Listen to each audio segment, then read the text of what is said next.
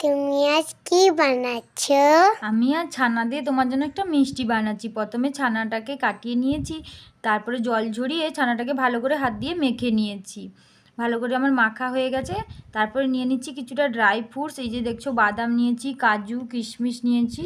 তারপর একটা কড়াইতে ঘি গরম করে ড্রাই ফ্রুটসগুলোকে ভালো করে টুকরো টুকরো করে কেটে একটু ভেজে নিয়েছি।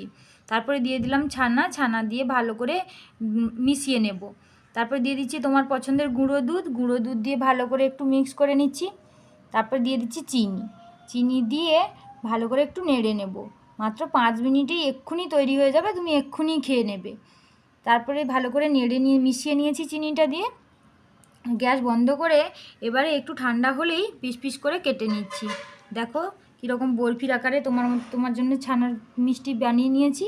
খেয়ে বলো তো কেমন হয়েছে? খুব ভালো। তোমাদের যদি রেসিপিটা ভালো লাগে থাকে তাহলে